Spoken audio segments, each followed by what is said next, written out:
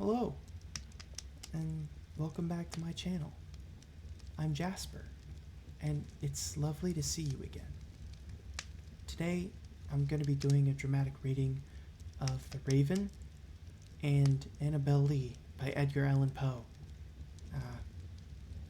Sorry I couldn't get a more personal or interactive video out for you guys today. I've been working on something super secret, and this is all I had time to get out today.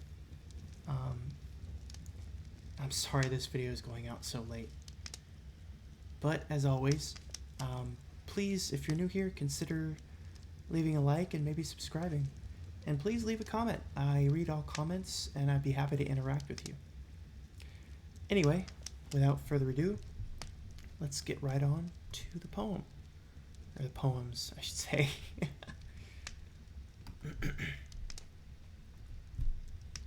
The Raven by Edgar Allan Poe. Once, upon a midnight dreary, while I pondered, weak and weary, over many a quaint and curious volume of forgotten lore, while I nodded, nearly napping, suddenly there came a tapping, as of someone gently rapping at my chamber door. "'Tis some visitor," I muttered, "tapping at my chamber door. Only this and nothing more." Distinctly I remember it was in the bleak December, and each separate dying ember wrought its ghost upon the floor. Eagerly I wished the morrow, vainly I sought to borrow from my book surcease of sorrow, sorrow for the lost Lenore, for the rare and radiant maiden whom the angels named Lenore, nameless here forevermore. And the silken, sad, uncertain rustling of each purple curtain thrilled me, filled me with fantastic terrors never felt before, so that now, to still the beating of my heart, I stood repeating, "'Tis some visitor, entreating entrance at my chamber door, some late visitor, entreating entrance at my chamber door. This is it, and nothing more." Presently my soul grew stronger. Hesitating then no longer, "Sir," said I, "or madam, truly your forgiveness I implore, but the fact is I was napping, and so gently you came rapping, and so faintly you came tapping at my chamber door, that I scarce was sure I heard you." Here I opened wide the door. Darkness there, and nothing more. Deep into that darkness peering, long I stood there wondering, fearing, doubting, dreaming dreams no mortal ever dared to dream before. But the silence was unbroken, and the stillness gave no token. And the only word there spoken was the whispered word, "Lenore." This I whispered, and an echo murmured back the word, "Lenore." Merely this, and nothing more. Back into the chamber turning, all my soul within me burning. Soon again I'd heard a tapping, somewhat louder than before. "Surely," said I, "surely that is something at my window lattice. Let me see then what there it is, and this mystery explore. Let my heart be still a moment, and this mystery explore. 'Tis the wind, and nothing more." Open here I flung the shutter, when, with many a flirt and flutter, in there stepped a stately raven of the saintly days of yore. Not the least obeisance made he, not a minute stopped or stayed he, but with a mien of lord or lady, perched above my chamber door, perched upon a bust of Pallas just above my chamber door, perched and sat, and nothing more. Then this ebony bird, beguiling my sad fancy into smiling, by the grave and the stern decorum of the countenance it wore, "Though thy crest be shorn and shaven, thou," I said, "art sure no craven, ghastly grim and ancient raven, wandering from the nightly shore. Tell me what thy lordly name is on the night's Plutonian shore." Quoth the raven, "Nevermore." Much I marveled this ungainly fowl to hear discourse so plainly, though its answer little meaning, no relevancy bore, for we cannot help agreeing that no living human being ever yet was blessed with seeing bird above his chamber door, bird or beast upon the sculpted bust above his chamber door, with such a name as Nevermore. But the raven, sitting lonely on the placid bust, spoke only that one word, as if his soul in that one word did he outpour. Nothing farther than he muttered, not a feather than he fluttered, till I scarcely more than muttered, "Other friends have flown before. On the morrow he will leave me, as my hopes have flown before." Then the bird said, "Nevermore." Startled at the stillness broken by reply so aptly spoken, "Doubtless," said I, "what it utters is its only stock and store, caught from some unhappy master, whom unmerciful disaster followed fast and followed faster, till his songs one burden bore, till the dirges of his hope that melancholy burden bore of nevermore." But the raven, still beguiling all my fancy into smiling, straight I wheeled a cushioned seat in front of bird and bust and door.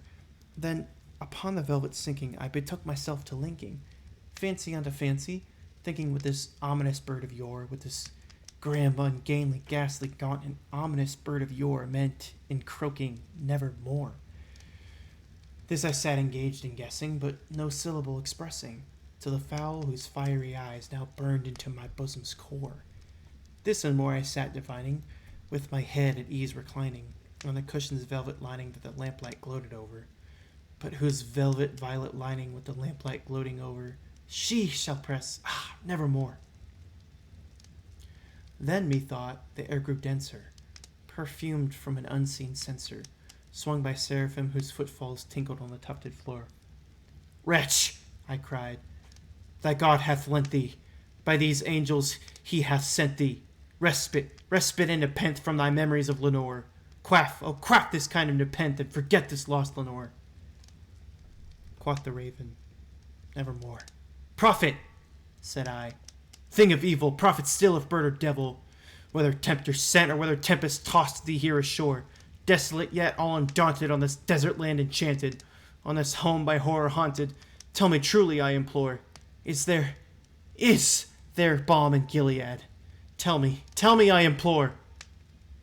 Quoth the raven, "Nevermore."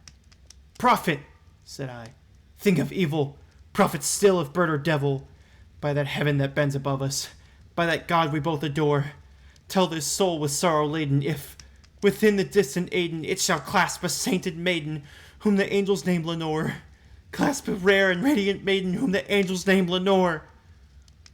Quoth the raven, "Nevermore." "Be that word our sign of parting, bird or fiend," I shrieked, upstarting. "Get thee back into the tempest and the night's Plutonian shore. Leave no black plume as a token of that lie thy soul hath spoken. Leave thy loneliness unbroken. Quit the bust above my door. Take thy beak from out my heart, and take thy form from my door." Quoth the raven, "Nevermore." And the raven, never flitting, still is sitting on the pallid bust of Pallas just above my chamber door, and his eyes have all the seeming of a demon's that is dreaming, and the lamplight over him streaming throws his shadow onto the floor. And my soul from out that shadow that lies floating on the floor shall be lifted nevermore. Annabell Lee by Edgar Allen Poe. It was many and many a year ago, in a kingdom by the sea, that a maiden there lived, whom you may know by the name of Annabell Lee. And this maiden, she lived with no other thought than to love and be loved by me. I was a child, and she was a child, in this kingdom by the sea. But we loved with a love that was more than love, I and my Annabell Lee, with a love that the winged seraphs of heaven coveted her and me. And this was the reason that, long ago, in this kingdom by the sea, a wind blew out of a cloud, chilling my beautiful Annabell Lee, so that her high-born kinsman came and bore her away from me, to shut her up in a sepulchre in this kingdom by the sea. The angels not half so happy in heaven, when envying her and me. Yes, that was the reason, as all men know in this kingdom by the sea, that the wind came out of the cloud by night, chilling and killing my Annabell Lee. But our love, it was stronger by far than the love of those who were older than we, of many far wiser than we, and neither the angels in heaven above, nor the demons under the sea, could ever dissever my soul from the soul of the beautiful Annabell Lee.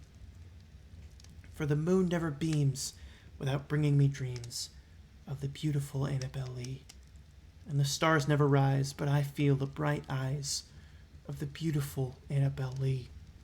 And so, all the night tide, I lie down by the side of my darling, my life and my bride, in her sepulchre by the sea, in her tomb by the sounding sea.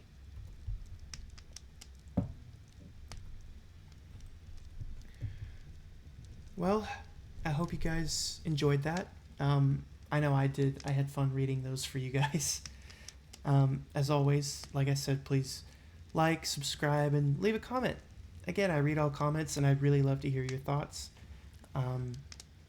With that being said, I will see you guys in the next one. Thank you for tuning in. Bye-bye.